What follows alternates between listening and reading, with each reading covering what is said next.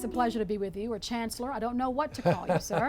Just Governor call me. Chancellor. That's the important thing. But welcome to UPike. Well, thank you. It's been a pleasure. We've been just welcomed with such warm hospitality, so thank you. I want to talk to you about this phase of your life as Chancellor of UPike, and as we were talking before we started rolling, you came at a very pivotal time in the University of Pikeville's existence. And we've been able to put together a good team. The president, President Dr. Webb's outstanding.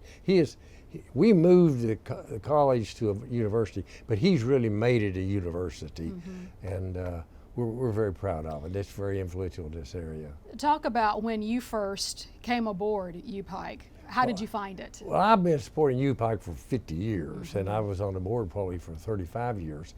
And we had a good president, and he left, retired, and we hired a new president in January, and let's just say he was gone by August. And we had, enrollment had dropped precipitously. And so I told the chairman that I'd come in for a year and try to save it. I stayed 4. And I got another young fellow from here in Pike County. After about a year, I said, you know, you make a good president, but you got to have a doctorate. I can get by without it, but you can't. And so he got his doctorate, and I recommended that the board hired him without a search. And he stayed a couple of years and moved on, and then Dr. Webb came in, I guess 5 or 6, 7 years ago. Yeah. Did an outstanding job. He just transformed the institution. Well, we'll talk with him about that. I do want to talk to you about how you and your administration helped transform the higher education or post-secondary education landscape in Kentucky. I spoke with Crit Llewellyn a few weeks ago, and she said, of course, she's worked with 7 governors, and she described you, Governor Patton, as the most visionary and perhaps even courageous in the initiative that you took in transforming the post-secondary education landscape in Kentucky. Talk to us about that legacy. Well, of course, you know, in 1990, Kentucky made the most dramatic change and commitment to elementary and secondary education with the Kentucky Education Reform Act. And it was revolutionary, and it has changed that element of education in Kentucky. But you know, in today's world, that's just the foundation. You can't live in the foundation. You have to build the house. And that's some kind of more career-oriented education after high school. And we didn't want, you know, some of that's going to have to be 2 year, some of it would be 1 year. And we didn't want to tell kids everybody ought to go to college, but when you graduate from high school, we say, well, everybody ought to go to college, but you ought to go to vocational school. Well, medical school is a vocational school, and lawyers and business. And so all education practically today is vocational education or career orientation. So we wanted to name it post-secondary education. And I think that was the correct change. And so few things work out as well as you expect them, but our Higher Education Reform Act, particularly involving the community colleges, has turned out better than we expected, and that's very pleasing. So many of our viewers, perhaps, who have been around and watched KET for a long time will remember when you were on Kentucky Tonight with then University of Kentucky President Charles Wethington, a pretty good exchange of ideas, I'll put it that way, back then. How do you think Dr. Wethington perceives post-secondary education reform now?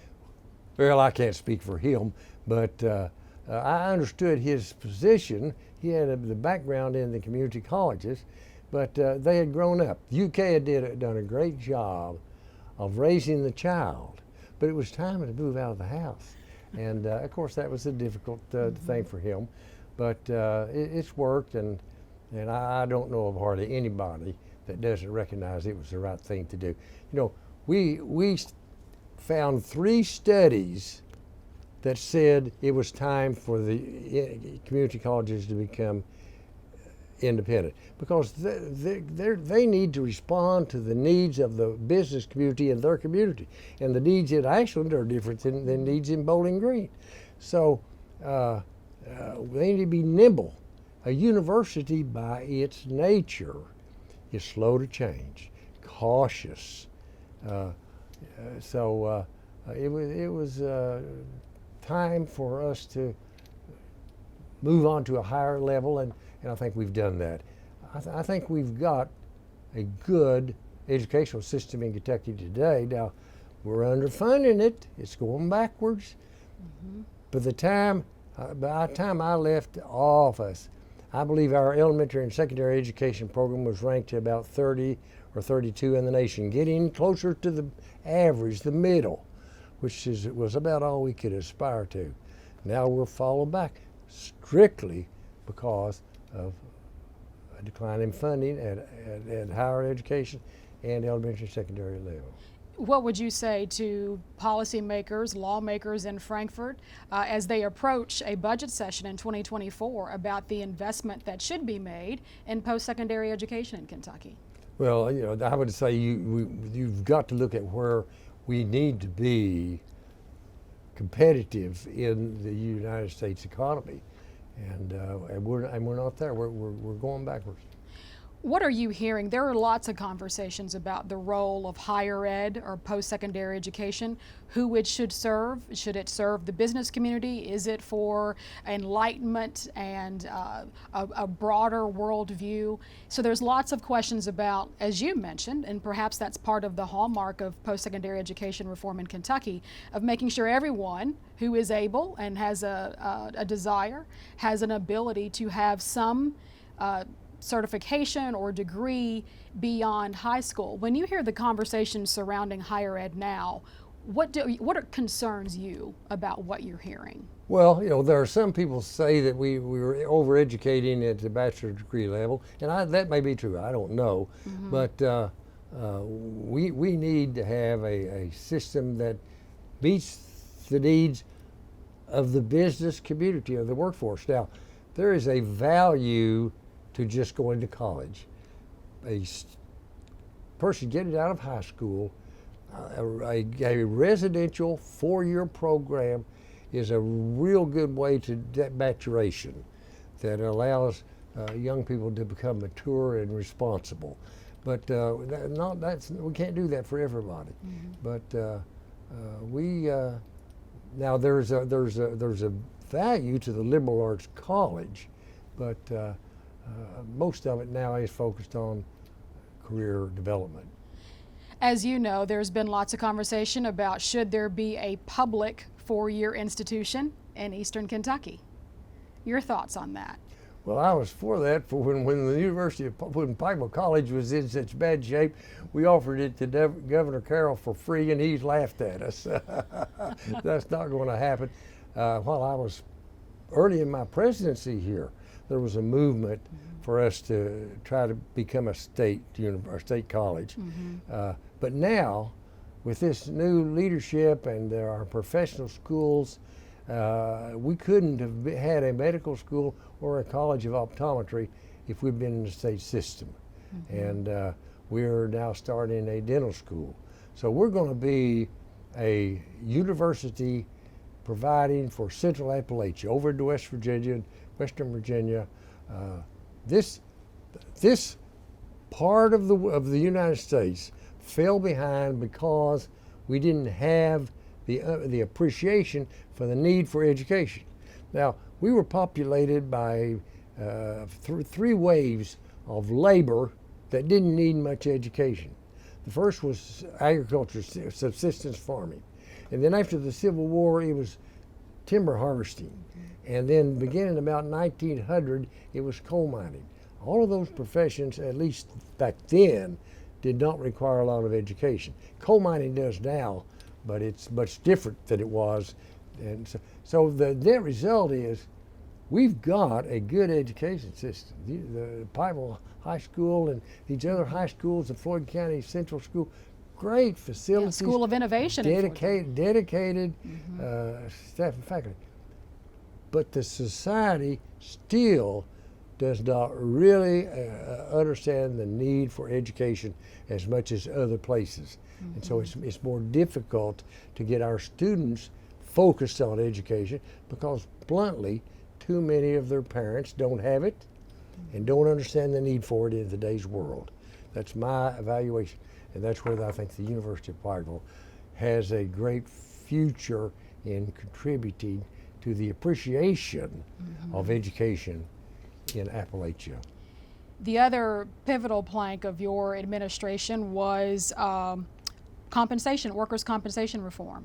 And you and legislators at that time agreed that there were a lot of generous benefits that perhaps were not as favorable toward a competitive business climate, shall we say.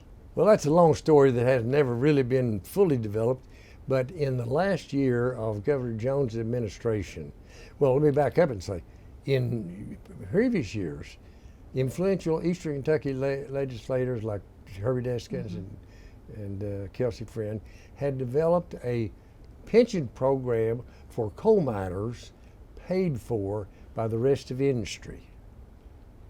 And it got to be a tremendous burden. And the rest of industry said no more. And so Governor Jones's last year, he called a special session, and they made dramatic changes to the workers' comp, primarily making sure that the coal industry paid its own expenses, made it a separate system. And the coal industry, it was too generous. They couldn't do it. And so that all came to head in my first year. Now, I got elected with the support of labor and with the support of miners. But if you don't have a job, workers' comp is not worth much to you. Right. And this was going to, the coal companies were paying 100% of their wages in workers' compensation. Nobody could do that. And so we had to do it, didn't want to do it, but we did what needed to be done. And I thought it was political suicide.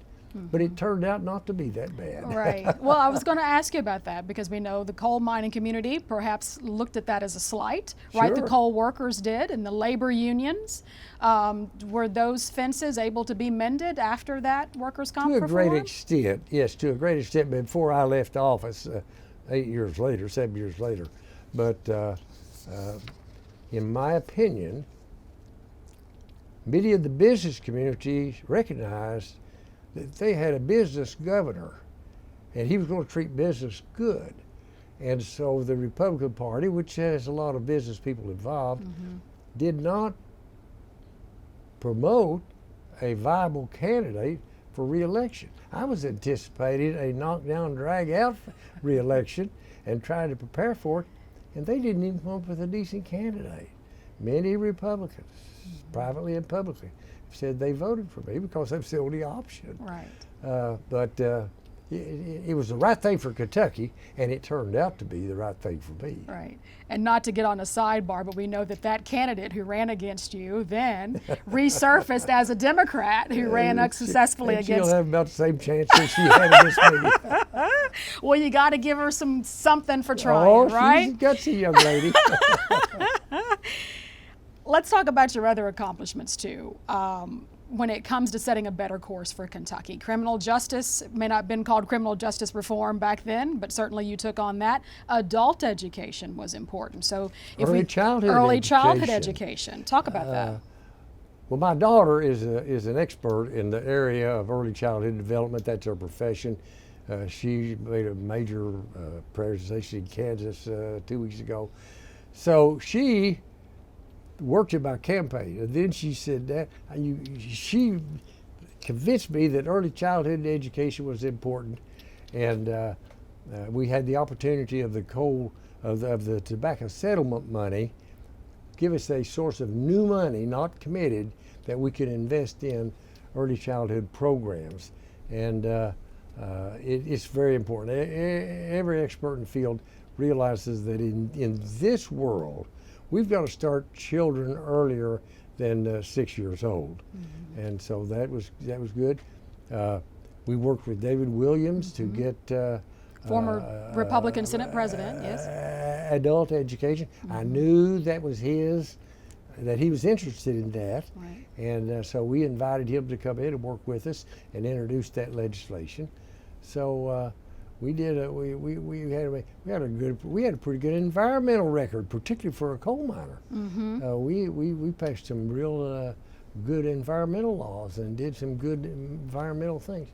So we had about 8 or 10 different fields. In this book that I've spent, well, actually, let me go back to the University of Kentucky oral history.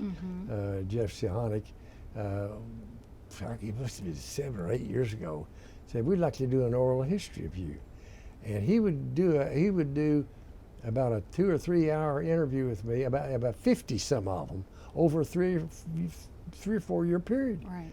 And after it was over, he said, "Why don't we get together and write a book?" That was about 3 or 4 years ago, and so he's helped me and composed it, and I've tried to explain the reasons and the details of some of the things we did. As you say, many people they say they knew I did something in education, and they knew something I did in workers' comp, and that's just about the extent of it. But there was a lot more than that, and the reasons we did them were we've explained, and the details of what we did, good and bad. We made mistakes, and we've discussed the mistakes. Right. So we spent about 3 years putting this book together. It started, by the time we got through, it was about 450 pages. Wow. And this is volume 1, right? I don't want to read a 450-page book. When the University Press of Kentucky became interested, they advised us to cut it down. So now it's down a little less, I think, than 300 pages. I like to go about 250 pages in a book, and we cut out some of the stuff, but for the political junkie, I think it would be interesting. Oh, absolutely. It goes a little bit of my life and where I came from, but primarily about one chapter for my early life and one chapter for the coal business, and then about 13 chapters for what we did as governor. One chapter is on my wife's accomplishments, Judy, and her work for women and children. She had the option to address the glamorous side of being first lady, but she didn't do that. Her brother was a social worker. She was very conscious of the plight of women and children, and so that's what she picked up. And she had a couple of people that helped her there, and she made an outstanding record. She claims she got about 28 pieces of legislation passed. Is that true? Tell you, well, that's her story, and she's sticking to it. And she, every time she'd have a bill come up, some of her friends like Robert Stivers and Steve, the governor's son, Steve Nunn, and others, and they would invite her to come on the floor when her bill was being considered. And she'd sneak over and whisper to some of these legislators, "Are you going to vote for my bill, are you?" I said, "Honey, you can't lobby on the floor of the House or the Senate." But she's not a registered legislative agent, so they gave her a pass, right? I said, "They're going to throw you out of there." She said, "Well, they'll just have to throw me out." But they never did. But yes, she took advantage of the position in a very meaningful way, in my opinion. I do want to, because we hear some clanging coming from your hands, Governor. And we want to draw attention to that real quickly before we move on to talk more about the book. Talk to us about your ring game going on here. Well, again, I was president for 4 years. Our basketball team won the NAIA National Championship. We had about 3 or 4 women's bowling team national championships. I lost that, had it on this finger here and lost it. That's a cheerleader's trophy of some sort. This is basketball, that's football, and that's bowling. So, and I just don't have enough fingers. You just don't have enough fingers. I really have 3 or 4 more rings. Wow. That you want to be able to lift your hand, though. Every time that we did something significant, we bought our team members rings, and I just bought one for myself. Well, sure, why not? That's what you can do as chancellor. It's what I call the costume. This is, I'm the only person on this campus that comes to work every day in a suit and a white shirt and a tie. It's when you're as old as I am, you can be as eccentric as you want to be. and a collection from of U-Pike ties, right? Of the 15 and or I've so got, that you have. 18 orange excuse me. ties or U-Pike ties. This is for the undergraduate program. I've got one for the medical school and one for the optometry school. I'm going to have one for the dental school, and then the rest of them. We were out in St. Louis one time, and one of our financial guy, he got us into a store, and he started buying the orange ties for me. So I've got 18 orange ties, rotate one a day. That's awesome. Then I start over after 18 days. I've got 5 suits, I wear a onesie. I got 5 pair of shoes that are just the same. You're set. That's the uniform. I am. That's the uniform. Let's return back to your book. Okay. Because we know that of all the accomplishments you had in policy making, there were also some missteps. Yes. Tina Connor, But one of them. Yeah, big. Are you honest and open, and do you reveal anything that we do not know about that situation? I don't think that there's anything. I did not go into details of that. I just said it happened and I was wrong, and it almost destroyed my marriage. It took some time to repair that. I think we've done that now. We're very close now, and but for instance, during that, Greg Stumbo at the time was the most powerful member of the General Assembly, Speaker of the House. I mean, floor leader of the House, controlled legislation. He was also a workers' compensation lawyer. He didn't like what we did with workers' compensation. So when it came to the higher education school program, he was opposed to that in some way, not because he was opposed to it, but because he was balancing things out with me. And I wrote him a very intemperate letter. Now, I didn't show it to Skipper, and I didn't show it to Crit.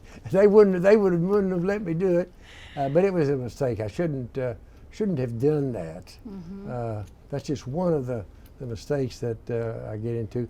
Well, what did that cost you? I mean, what? Well, Greg was a pretty mature legislator, and after about a year or so, he got to be good to work with, and I'd say for the last 6 years of our term, we were very close. Yeah. So he was a little bit more mature than I was. You mentioned about how it's taken you time to repair with Miss Judy, First Lady Judy, from that incident. When you think about that, and that's almost more than 20 years ago now, how do you think that impacted your future political ambitions? I mean, many have thought, and you've said, perhaps even U.S. Senate was going to be next after governor. It probably did impact that, although in my position, I believe that my call for a tax increase had a lot more to do with not running for the Senate. I certainly planned to run for the Senate, which was up 1 year after my term was ended, which gave me the year to lay the groundwork to do that against Jim Bunning. And I think I would have had a good chance in that race.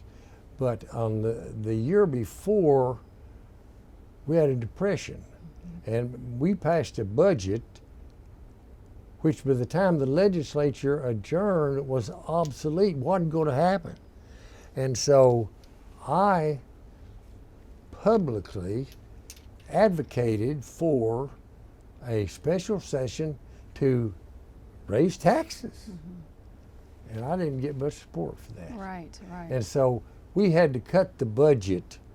So when I left office, we had cut the budget in Governor Fletcher's first year to what the current revenue estimate was. I don't know where it turned out that way or not, but actually, over the 4 years of Governor Fletcher's term, he had very good revenue.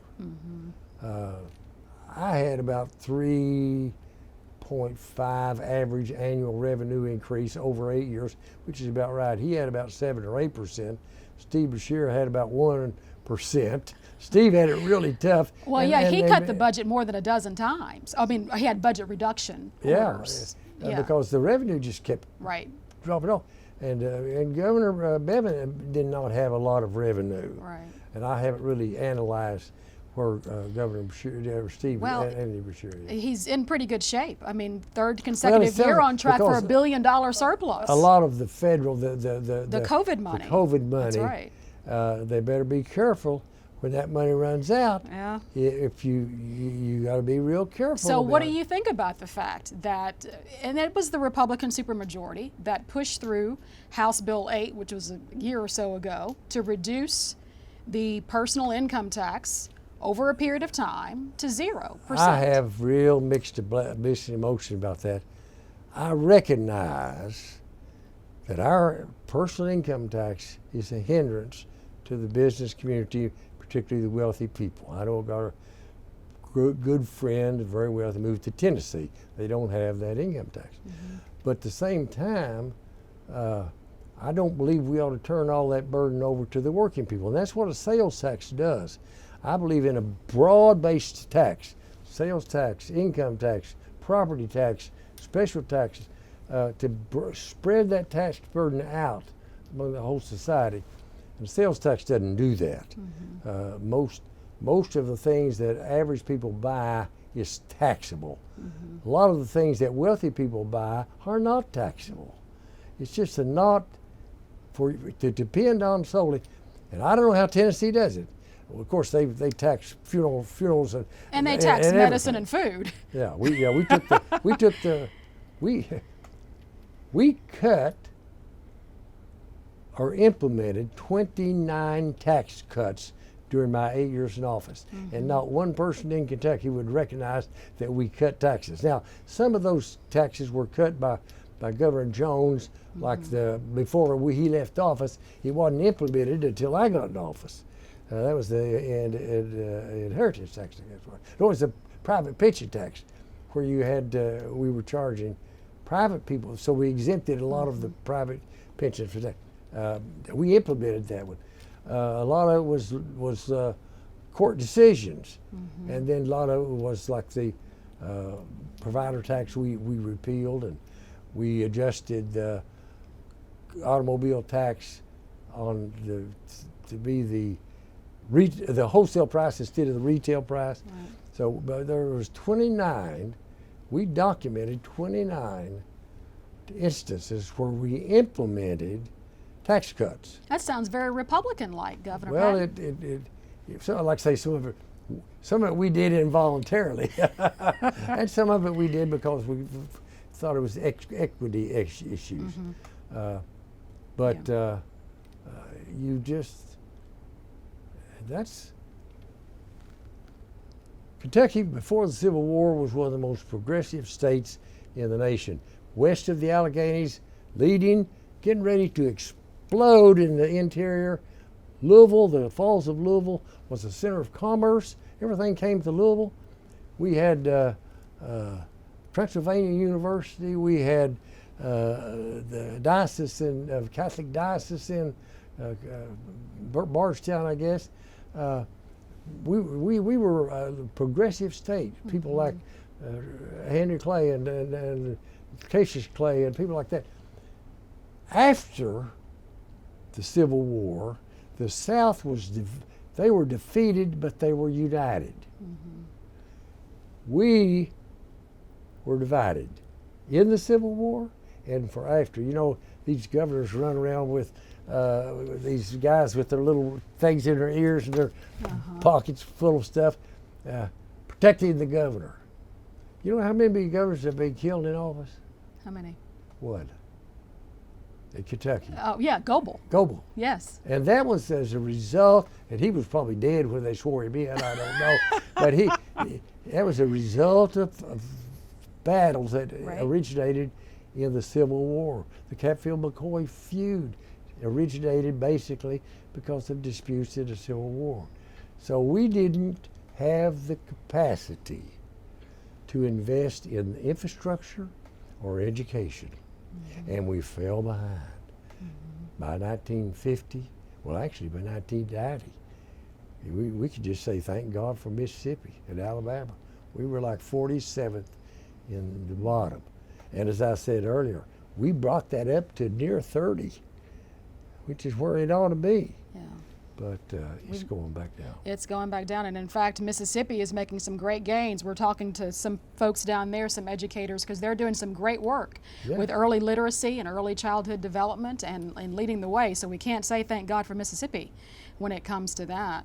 I do want to visit some other elements that may be addressed in your book. In addition to the Tina Connor incident, you also had some campaign finance issues, some patronage issues with the merit system. These things came after the Tina Connor incident that were near the end of your gubernatorial reign. Did those also have an impact, do you think, on your immediate legacy? Now that we're 20-something years beyond, perhaps there's a different view. Listen, I had great relationships with the press. I didn't hide from them. We gave them everything. They treated me well until the Tina Connor thing came up. And then they sort of tried to play catch up. And that's what I really think a lot of that stuff amounted to. I know they made a big issue out of the bypass at Somerset going through the farm of a group of supporters of ours. And they tried to make that look like that was favoritism. After I left office, the Inspector General over the Transportation Cabinet did a review of that situation and found out it was perfectly legitimate. So I think that after the Tina Connor thing, the press tried to play a little catch up. Did you ever talk to Mark Hebert after that? All the time. Mark Hebert. I never blamed Mark Hebert. It wasn't. He was doing his job. Mark will tell you, I never discriminated against with him in any way. I talked to him anytime he wanted to.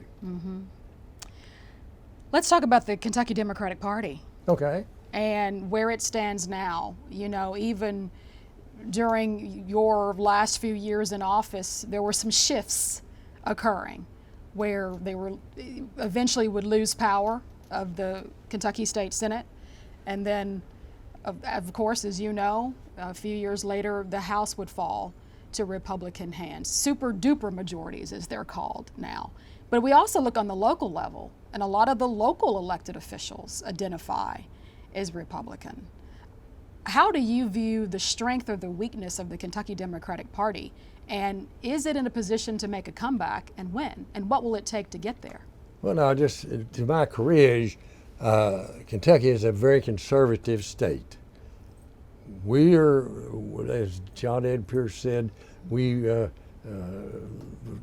didn't take sides in the Civil War, and after the war we sided with the losers. And so we became a southern state in almost every respect except party registration. And when the Civil Rights Act of the Johnson era, when all these other states switched from the solid Democratic South, all of them switched Republican except Kentucky. And we maintained a Democrat tradition, but the people were conservative. Right. And it started to sneak up on us by first term as governor. We started losing Senate seats. We thought they were aberrations. They weren't. That was the tide. And you had switches and defections, right? Well, and the last for second term, we had two switches for various reasons that made the Senate Republican majority, and so we are a Republican state, and you contend have always been a Republican state in voter performance. No, Larry Forgy should have won his election. Against you? Yes. He was too overconfident. He didn't work as hard as I did. It was just a miracle to win that election. I may write another book about that one of these days. I think you should. But then, of course, I knew that, matter of fact, at one time I told David Williams, when he was our ally, I said, David, won't you look at running for governor after my term is over? I said, it's going to be a Republican. And he said, Governor, I don't want to be governor. All I want to do is be the president of a Republican Senate. That's his quote. Uh-huh. Well, I laughed. That didn't last long, did it? I said, that ain't going to happen. But it did happen. And so and then, as I explained earlier, for some reason the Republicans didn't put a valid candidate. So when my term was over, with all due respect to Ben Chandler and his legacy, I knew he couldn't possibly win. And Ernie Fletcher was a perfect candidate. A preacher, an Air Force pilot, a lawyer, an articulate person. He's a good man. He was a good person. But he got some young Turks in there that didn't think the law applied to them.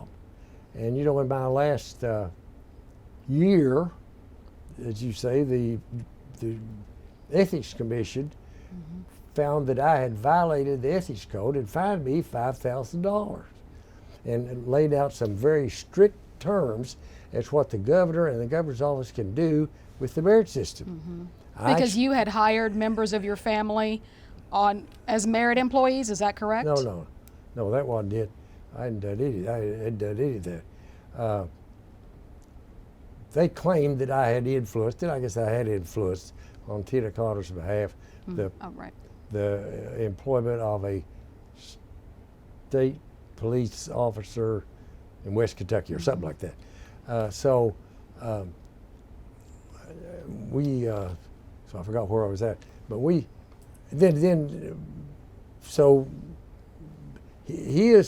he made his people, not him, made some really bad mistakes and allowed Steve Beshear to win when nobody really wanted the Democrat nomination. It almost fell into Steve Beshear's hand. I know I talked to Terry McBrayer about running. No, I'm not going to run. And so Steve Beshear won because some of Ernie Fletcher's people had made mistakes. And then obviously, and Steve did a good job, and he ended up getting a second term. And but then when the Republicans came in, Bevin won, and then he made some horrendous mistakes, and he made them himself. It wasn't like Ernie Fletcher; he did it himself, and yet still, with all the things Bevin did, Andy only won by what, 5,000? 5,000 votes, yes. I think he's got a chance to win again, but he'll be the last Democrat governor in my lifetime. It's a Republican state, maybe almost equal to West Virginia. Again, another Democratic state that flopped. And a lot of that happened in the Obama administration. A lot of it has to do maybe with racism. But so why would it be close then? I mean, if we think about the challenger, the Republican challenger to Andy Beshear, an African American, why is it different? He's done such a good job.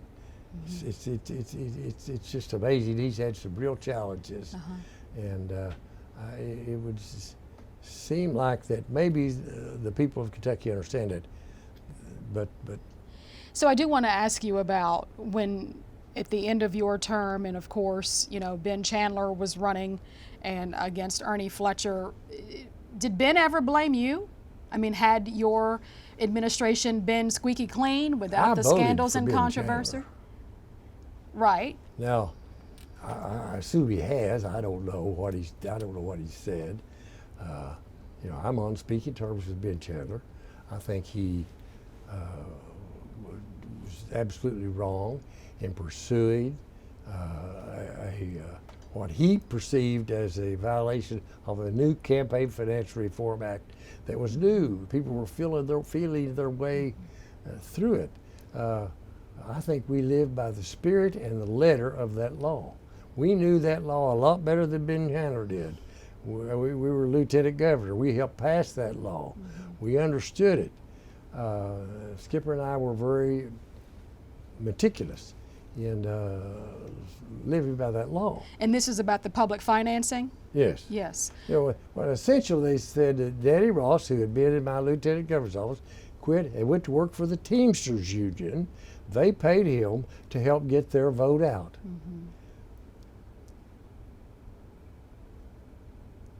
Chandler claimed, well,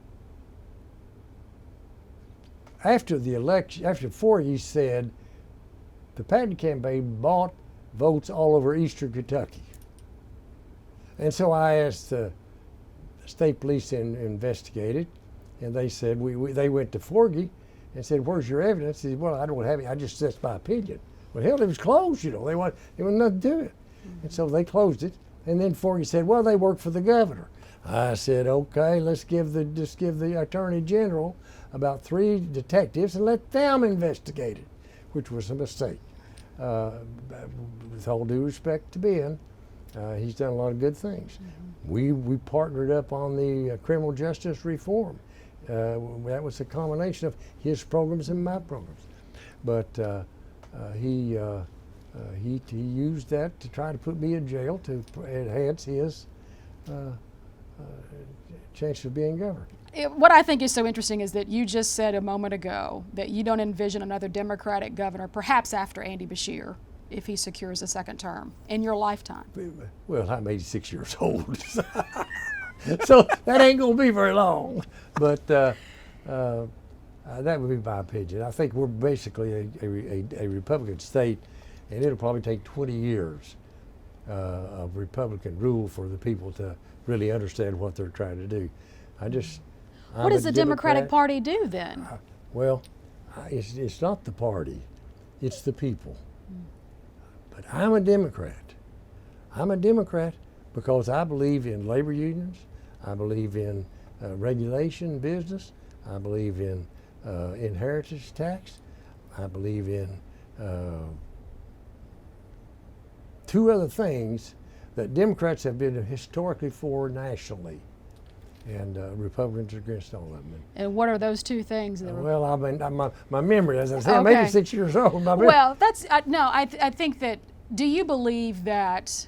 Final question. Do you believe that these state constitutional races are being federalized, nationalized? That the issues are a little bit more removed from Kentucky-centric issues? That they're a boilerplate template from name your conservative or liberal national organization, and that's changing the tide, or do you just believe it's just flat out the people being misguided? I think it's the social issues that Kentucky is a very religious state, and abortion is a real issue with a lot of people. But it's the national issues. Now, I can't complain too much because I use national issues to beat Larry Forgy with, but a lot of this stuff doesn't have anything to do with state government, and the legislature has done some things that are wrong, in my opinion. Done some things that are right, but when the Republicans claim to be conservative. They're not going to use government to run your life, except for where they want to, and except if it the way your children are taught in school, or the way a woman can treat her body, or there's about a half a dozen of these social issues that the Republicans are for dictating to people what they ought to do, and that's what the Constitution says. All of the powers not in this delegated to the federal government are delegated to the states or the people. That "or" is where the Supreme Court, not being a lawyer, they got Roe versus Wade right, but they got it for the wrong reason. All they had to do say is it or is it an individual freedom? And it is. Ruth Bader Ginsburg said that herself, right? Sure. Yeah. But Kentucky's the state that needs government more than almost any other is for doing away with all the taxes. And what do you mean by that when you say the state that needs the government more than any You know, other? we've got the lowest level of health. We've got infrastructure that needs work. We've got education that needs more money. We need, you know, there's lots of ways. The social programs, you know, we have to admit that there are people that are not productive enough to support themselves in today's complicated economy. Now, I'm a strong believer in having them put in 8 hours. I mean, I'm conservative in that I want to keep the government out of your life as much as we can. But we can't keep it totally out of your life. But I'm for, matter of fact, when we passed the federal welfare reform law under Clinton, I tried to get my Secretary of Human Resources, or Medicaid, to implement for the welfare, Vi Miller, and I just couldn't get it done. They just, oh, you can't do that. You just can't do that. Interesting. Well, Governor Patton, it's been a pleasure, and I want to give you the last word to share with us, you know, a fond time that you had in office, perhaps a time when you were affirmed that you were in the right office at the right time. And I think that was true. But when I was young, I would be the last person in Kentucky that you would say would become governor. When I was in college, I would be the last person that you would think would become governor. And as I say, I may write another book on that, because we reviewed that past weekend with my family, all of the strange things that happened that allowed us to win that race. But I've had a blessed life, and I can't complain. You know, if the good Lord says tomorrow, Paul, let's just get together, I can't complain about it. But I found actually when I left office in 2003, my son started a coal mine, and I started working for him. I got my old work clothes out, and I got out and I used the torch and actually went underground a little bit, and I enjoyed that. But then in 2009, and we're talking about 5 years, 6 years, this job here at the University of Pikeville opened up, and it's been a blessing. It's been a blessing for me to have something meaningful to do, and I think I've done a good job for the university, and for that my interest now is making education in Appalachia, and I'll go over into West Virginia. Virginia's got the same problems we got, and emphasizing the importance of education. And that's Dr. Webb is committed to involving the community in understanding the importance of education. And that's the fundamental problem. We still have a lot of people in the adult community. They don't understand how important education is, and therefore they can't emphasize that to their children. And the schools can't do it alone. Got to have involved parents. And where you got involved parents, we got a good school system up here. We have a good elementary and secondary school system in Eastern Kentucky. We just don't have enough parents that emphasize how important that is. And that my parents did. My dad started out as a school teacher in a one-room school in Lawrence County. The Asian people that come over here, they understand it and they excel. And many African Americans understand it.